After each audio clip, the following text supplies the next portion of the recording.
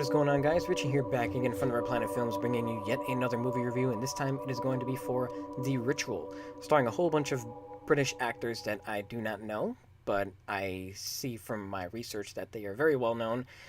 And this movie premiered back in the Toronto Film Festival in September of last year, so a few lucky people got to see it before Netflix acquired the rights to this movie to distribute it on their streaming service. So I just want to go out on a limb and say that this is probably one of the better films that's like a Netflix film, even though it's not a Netflix film, but it's going to be labeled as such because, they acquired the rights and all that stuff, whatever, blah, blah, blah. So this movie is directed by David Bruckner, and he's done a couple of stuff in the past, mostly, directing shorts for VHS and another film as well that I am drawing a blank on the name right now. But it pretty much follows these group of friends, Luke, Phil, Hutch, and Dom. They're out on the town. They're kind of aging college buddies, so to speak. They're getting up there. So, they just want to get out and have a little bit of fun or whatever. So the main character, Luke, is out with another friend. So it's actually five of them. I believe his name was Robert. So there's five of them. Robert and Luke go into a store, and then they find out that the store is being robbed, and their friend Robert unfortunately gets attacked by these robbers and dies. If you think these are spoilers, it was in the trailer. Movie's been out since September. What are you gonna do? Anywho, so I guess fair warning, this will be a spoiler-filled review. Anyways, so they were talking about taking a hiking trip, yada yada yada. They decide to take said hiking trip up in the forest, up in the Nordic region, and they go up there. They have a little drink session in honor of their fallen friend, and then that's where things just go haywire for our group of friends. What this movie does very well is it has some very good character development. I really believed some of the banter between some of the guys, and I don't want to say that the movie is self-aware, but in a sense it almost is, because you get the cliche typical horror tropes that plague all of horror movies in general. That's just the way of the business, so to speak.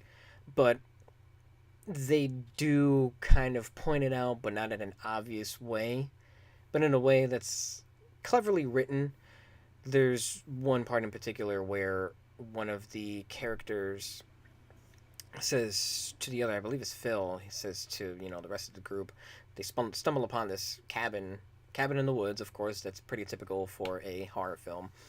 And he says to him, "Oh, yep, of course, this is the cabin where we die," blah, blah, blah, something along those lines. And that made me chuckle.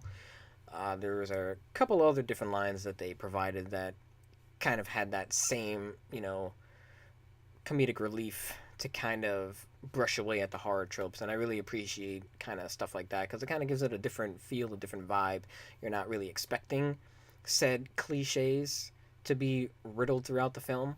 So it's a nice welcome change, a nice welcome, breath of fresh air, so to speak. So they stumble upon this cabin in the woods as they get lost in this forest, and they start having these very odd, vivid nightmares. Luke, in particular, keeps reliving the night in which his friend died in that convenience store, the liquor store. And all the other guys, they have certain visions and dreams too. One of their friends is upstairs in the cabin praying to this weird-looking structure, almost sort of Blair Witch-esque, how they had the stick kind of figure thingies hanging up in the trees, almost reminiscent of that. And of course, people are going to think of all those different sort of Lost in the Woods or Cabin in the Woods type movies. I watched a review earlier today where somebody mentioned where it kind of reminded him of It Comes at Night.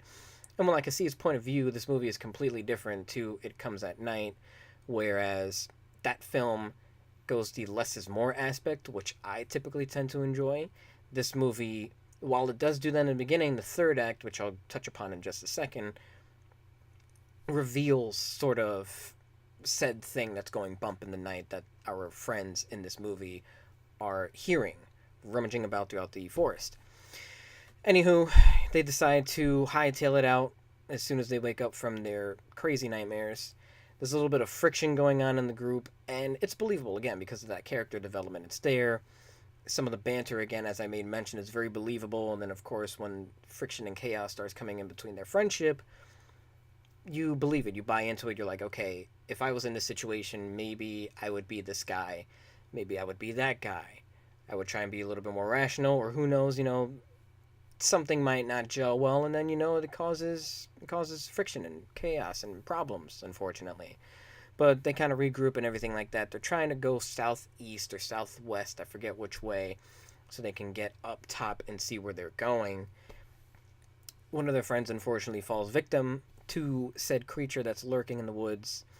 And there's a very brilliant shot where the main character, Luke, is looking straight into the woods as he kind of runs off after the group sort of fights each other. And a hand sort of just creeps right in, like on the side of the tree. Very brilliantly done. There's a lot of great cinematography, great shots in this movie. Or I should rephrase, the cinematography is great, and there's a lot of good shots in this film. The tension is there. The music is very well done.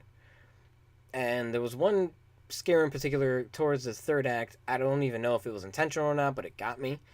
But the more and more I think about this movie, the more and more I feel like I really did enjoy it. When I finished and the credits were rolling, and I'm like, I don't really know if I enjoyed it or if I just thought it was okay, a little bit silly. What I can get at is the first two acts are very well done, and the third act kind of took a bit of a nosedive for me. I'm like, okay, you know, it's kind of delving into that territory. The title speaks for itself. It's called The Ritual. So if you put two and two together, it makes sense. There's going to be some sort of ritual aspect at some point in this movie. So that's where act number three sort of takes you in that direction. There's a group, a sort of civilization there that obviously looks like they've never heard of a shower or don't even know what the English language is, except for one person, which was a little bit annoying, but it's there for the exposition to sort of explain what's going on to the viewers, to the audience. So, you gotta kind of, I guess, brush that to the side, so to speak. But, anyways, it's pretty much just down to Luke and Dom at this point when they stumble upon the civilization to get knocked out cold, to get handcuffed, tied up, and they're being held captive pretty much. And Luke is like this said chosen one for some odd reason. He's gone through enough pains as one of these characters to him. And Sam, unfortunately, becomes the sacrificial lamb, so to speak. And I believe the monster is of Norse mythology. I'm not really too sure. And then there's like a little bit of paganism kind of thrown in there, which, by the way, paganism seems to get a little bit of a bad rap. But I digress. Whatever. We're not going to delve into that topic right now. Or ever, probably. Anywho, I'm going off on a tangent. So I believe the monster kind of is able to shapeshift and make whoever is being sacrificed or is seeing it and is being chased by it sort of something that they desire, something that's of importance to them. Because Sam, that's the actor's first name. Whoops. Dom, rather, sees his wife, and then out of nowhere it just shifts into the monster. The monster takes him, puts him up in the tree. So being that there's all these different bodies and everything like that, and in the beginning they stumbled upon a deer that was just torn like from the middle down, hanging up on a tree. I believe the civilization feels as though these sort of sacrifices, keeping up in the tree and everything like that, is almost like a protective barrier, and these are sacrifices, obviously, to the monster so they can please him and whatnot.